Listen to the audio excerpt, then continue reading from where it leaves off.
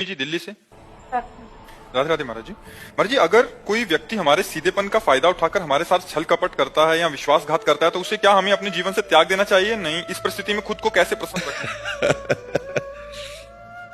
देखो, भगवान के परम भागवत अवतारी पुरुष धर्मराज युधिष्ठिर, भीम, अर्जुन, नकुल, सहदेव अपने बाहुबल से इंद्रप्रस्थ की स्थापना की और पूरे विश्व को परास्त करके सम्राट बने, और शकुनी ने पासे में सब गायब कर दिया।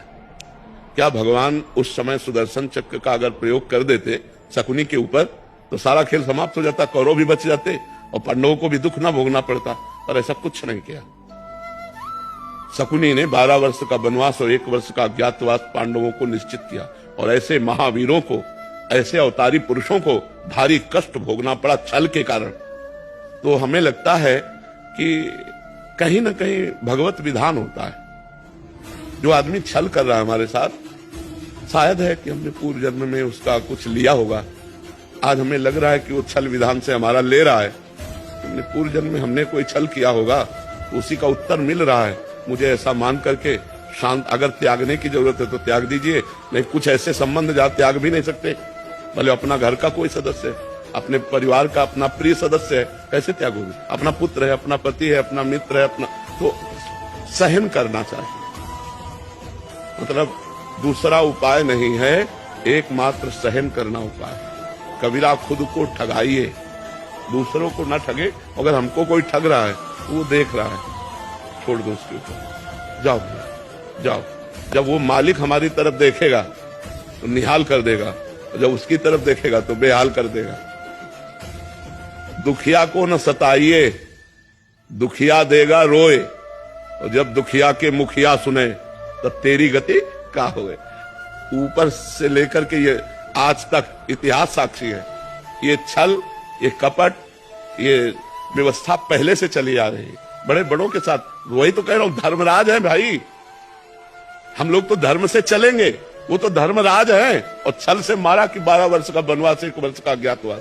ऐसे महापुरुषों को भी चाहते तो 1 मिनट में शकुनी को निपटा सकते थे भीम। 1 मिनट में केवल गला पकड़ के दबा दे तो जान से मर जाता। लेकिन सबकी जड़ शकुनी था, और उसका कई बाल बांका भी नहीं किया, और बहुत कष्ट भोगा, बहुत कष्ट भोगा इन महापुरुषों ने। मंथरा ने तो कैकेयी के कान भरे। कैकेयी जी ने हठ ठान लिया, सुबह होने वाला था राज्याभिषेक और शाम के हो गया वनवास। तो भाई देखो, हम लोग तो उनके अंश हैं, वो तो स्वयं परमात्मा है, बड़े बड़े महापुरुष है। कुछ बातें ऐसी होती जो केवल सहनी पड़ती। कोशिश करो, अगर राज की कार्रवाई से तुम बच सकता है तो बच सकता है, नहीं तो शांत सह जाओ, वो देगा, मालिक कहीं से दे देगा। वो बहुत विधान करने वाला है। लड़ाई, हमें तो लगता है लड़ाई झगड़ा छल कपट इसमें सब ठीक नहीं है। शांति से सह जाए तो अच्छा है। देखो कितना सहने की कोशिश की पांडवों ने। पहले कहा था कि जब अगर 12 वर्ष का वनवास, 1 वर्ष का अज्ञातवास आप पूरा कर लेंगे तो पूरा चक्रवर्ती राज्य आपको मिल जाएगा। जब पूरा कर लिया तो उनका राज्य नहीं देंगे। बोले आधा दे दो, बोले आधा भी नहीं देंगे, बोले 5 गांव दे। आप देखो ईमानदारी की हद और बेईमानी की हद। पांडवों ने कहा 5 गांव दे दो, तो भगवान से क्या कह रहा है दुर्योधन? सूजी अग्रे न केसवा, सुई की नोक भर नहीं देंगे। तो विनाश कर दिया। फिर 100 के 100 मरे, 99 नहीं, 100 के 100 मरे। तो इसलिए अपने को चाहिए कि दबता चला जाए, कोशिश करे कि लड़ाई झगड़ा ना हो, सह जाए। और जब ऊपर जो बैठा हुआ सबके देख रहा है, वो जब देख लेगा ना, तो वो जब न्याय करेगा तो विध्वंस हो जाएगा सामने वाला। इसलिए हम तो यही सिखाएंगे कि झगड़ा ना करो, हम यही सिखाएंगे कि हिंसा ना करो, शांत भाव से सह जाओ। अगर कहीं ऐसा लगता है तो राजकीय विभाग का सहयोग ले लो, लेकिन लड़ाई झगड़ा ना करो। बहुत शांति थोड़ा जीवन है। आजकल लोग जरा जरा सी बात में हिंसा कर देते हैं। ये नहीं जानते कितना कीमती मनुष्य शरीर, और इसको हम नष्ट कर देंगे और हमें कितना बड़ा अपराध लगेगा।